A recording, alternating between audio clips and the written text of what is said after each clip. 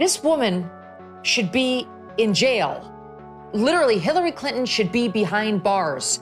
And so should the people who worked for her who did this. This is so blatantly corrupt. She wanted to distract from her email scandal. She cooked up a plan to accuse Trump of being a Russian agent in order to distract from her. Hillary Clinton has spent decades crafting an image of inevitability, the political juggernaut destined to shape history. But when Megyn Kelly goes after her, inevitability turns into vulnerability. The roast doesn't just poke fun at Hillary's missteps, it tears down the entire mythology around her. Every forced smile, every canned laugh, every speech dripping with entitlement becomes a punchline. Megyn strips the gloss off the Clinton brand, showing it not as a symbol of power but as a monument to failure. Stole his first term as president. These absolute liars who run around trying to act like they're the protectors of democracy completely ruined it, tried to undermine it at every turn and at the highest levels with lies, with out-and-out lies that were really serious and changed foreign policy and changed the course of history in this country in Trump's presidency. And the roast begins with the most obvious contradiction: Hillary's lifelong pursuit of power and her lifelong inability to connect with people. Megyn treats it like a cruel irony. The woman who wanted to be the most relatable leader in America could never master the art of being relatable. Every attempt at authenticity came off-staged. Every effort to seem just like you landed like a poorly rehearsed skit. Megyn points out how Hillary's greatest political liability was herself, her inability to convince anyone that she was genuine. Bit scandal. She made up a scandal about Trump being a Russian asset. And they banked on the intel agencies working with her to perpetuate this lie, and it appears they were only too happy to assist. That's what this scandal's about. Pieces of it we knew. New pieces are coming in by the day thanks to these declassifications. And If you're enjoying this video, please make sure to subscribe to the channel and hit the bell icon. Then comes the greatest humiliation of her career, the 2016 election. Megyn paints the scene vividly. Hillary, with the entire media establishment, the Hollywood elite, billionaires, and global donors in her corner, only to lose to Donald Trump, a man the establishment dismissed as a political clown. Megyn doesn't soften the blow. She amplifies it. Hillary didn't just lose an election. She lost the one election she was supposed to win with ease. The roast frames it as the biggest political choke in American history, a collapse so epic that it rewrote the playbook for what politics could be. Has a very weird and I think shitty marriage. I don't think she has a husband who is in love with her or faithful to her. And I think I can't really blame him because she seems to have accepted this behavior since the inception of their marriage. And so past this prologue, you're going to get what you tolerate. You know, what you permit, you promote. She spent all of her daughter's upbringing away, at work, at the law firm. Megyn dives into Hillary's entitlement, mocking how she treated the presidency like a coronation.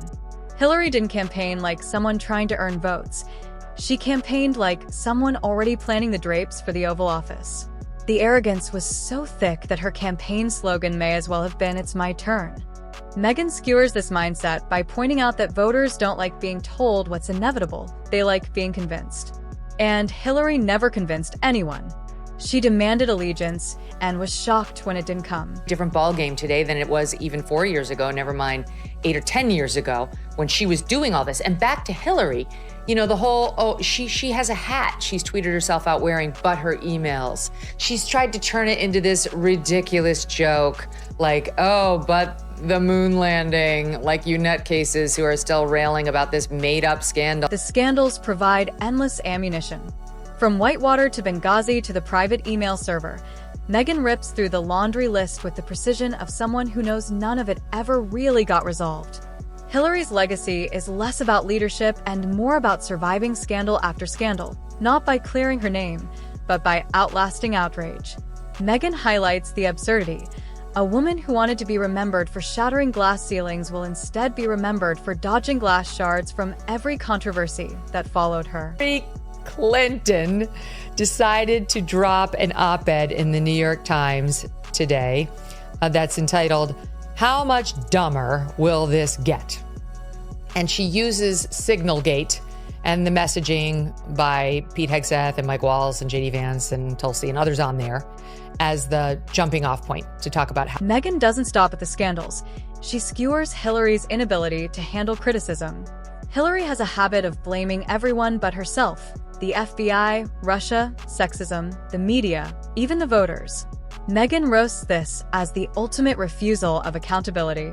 The joke lands hardest when she points out that Hillary blames the very people she claimed to represent. Losing because the working class didn't vote for you is one thing. Blaming the working class for not appreciating you is another. It's not leadership, it's resentment dressed as analysis. The image of Hillary as a trailblazer gets dismantled, too. Megyn points out that Hillary's entire career was piggybacked on Bill Clinton's rise. Without his presidency, she never would have had the platform to launch her own. Megyn slices through the myth. Hillary didn't break barriers alone.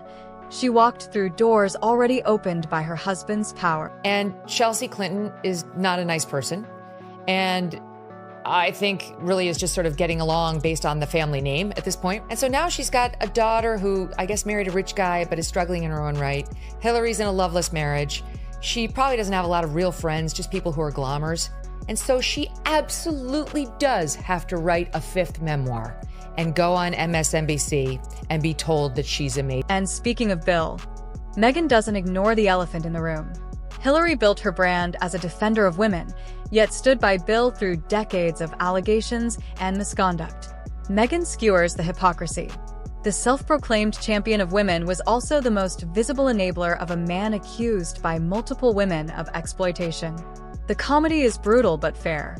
Hillary's feminism only ever seemed to apply when it was politically convenient. When loyalty to Bill was at stake, principles took a backseat. Hillary's stage presence becomes another punchline.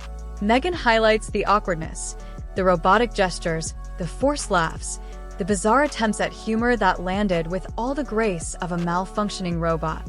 Hillary always tried to play the part of warm and relatable, but the more she tried, the more it looked like a Saturday Night Live parody. Megyn compares it to watching a malfunctioning Siri try to tell jokes. The effort is there, but the humanity is missing. She hammers it as the perfect metaphor. Hillary standing in front of cameras trying to look like a stateswoman while holding a bright red plastic button labeled incorrectly. It was slapstick comedy dressed up as strategy. She did need to distract from that email scandal, which was around her neck like an albatross. Trust me, we were covering it every night on the Kelly File at Fox News. She had clearly violated the law with that homebrew server that had been accessed by foreign agents. She compromised national intelligence information. She did things she would never have allowed anybody at the State Department. Megyn also goes after Hillary's tendency to play the victim. Every loss, every scandal, every stumble has been repackaged as something that was done to her, never something she brought upon herself. Megyn turns this into a biting gag, comparing her to a boxer who gets knocked out cold and insists the referee, the crowd, and even the lighting were to blame. The roast lands hardest because it exposes what so many people already suspected. Hillary Clinton was never as strong as she wanted people to believe. The wealth angle is another sore spot Megyn exploits. Hillary often rails against inequality and the corrupting influence of money. The hypocrisy is so glaring that it becomes impossible to ignore, and Megyn ensures the audience doesn't miss a beat. Hillary's post-election career also fuels Megyn's roast. Instead of gracefully exiting the stage, Hillary has spent years reliving 2016 like a ghost trapped in her own political purgatory. The endless books, interviews, and documentaries rehashing the same loss look less like resilience and more like obsession. Megyn paints her as the washed-up athlete who refuses to retire, replaying old game footage to anyone who will watch. The roast lands because it reveals the truth. Hillary Clinton cannot move on, and the world has. Hillary Clinton decided to drop an op-ed in the New York Times today that's entitled, "How Much Dumber Will This Get?" And she uses Signalgate and the messaging by Pete Hegseth and Mike Walls and JD Vance and Tulsi and others on there as the jumping off point to talk about how dumb the Trump administration is. Megyn also skewers Hillary's relentless attempts at rebranding. Each new phase, First Lady, Senator, Secretary of State, presidential candidate, came with a different slogan, a different look, a different new Hillary. But no matter how many times she reinvented herself, the public always saw through it. Megyn compares it to a bad movie getting rebooted every few years with a new director, new cast, and new marketing, only for audiences to walk out halfway through. The problem isn't the packaging, it's the product. By the time Megyn is done, Hillary Clinton is no longer the titan of inevitability she built herself up to be. She's the punchline of her own ambition, the cautionary tale of what happens when entitlement collides with reality. Megyn doesn't just roast Hillary's politics. She dismantles her persona, her career, and her myth. What remains is not the unstoppable force Hillary always claimed to be, but a reminder that sometimes the most powerful illusion in politics is believing you were destined to win. Megyn Kelly makes sure the audience doesn't just laugh at Hillary's flaws. They see the collapse of her entire narrative laid bare for everyone to witness. Just weighed in publicly again on why she lost. And just in case you were thinking it was because she didn't go to Wisconsin, you are wrong. It is you, women of America. It is your fault. She now sits down for an interview and decides that the reason she didn't win is American females. That they didn't like that she wasn't perfect. Megyn doesn't stop at Hillary's political failures. She digs into the endless contradictions that have defined her public persona. Hillary built her brand on being the champion of women, yet her career is littered with moments where she tossed women under the bus whenever it suited her ambitions. Megyn skewers the hypocrisy with surgical precision, reminding everyone that Hillary's feminism has always been conditional, a costume she puts on for the cameras and discards in the backroom deals. There's no shortage of comedy in the fact that Hillary, despite being a seasoned politician, has never managed to shake off her reputation for being inauthentic. The infamous awkward chuckles, the stiff interactions, the over-polished attempts at relatability, Megyn makes them all look like the performance of a woman who has spent decades trying to convince the world she's human and still hasn't nailed the role. She puts out this tweet, and it's a picture of her, a much younger Hillary, and the caption on the hat reads, "But her emails." And she writes in her tweet, "Bringing this back in light of recent news. Get a limited edition But Her Emails hat and support Onward Together groups working to strengthen our democracy." The nerve of this woman to have committed federal crimes and to have gotten off because James Comey didn't have the spine to bring it. And now seeing her political opponent get a different result and trying to take some sort of "I told you, but my emails, that was never a thing" lap is gone. Then comes the irony of Hillary's obsession with power, and Megyn turns it into a punchline. Hillary wanted the presidency for so long that the desperation itself became her downfall. She spent decades building the resume, collecting the titles, and scripting the legacy, only to discover the public didn't buy it. Megyn paints her as a tragic figure who had every credential, but none of the charisma. A political product polished to perfection, but expired on the shelf. The roasting gets sharper when Megyn compares Hillary's failed 2016 campaign to a high-budget film that bombed at the box office.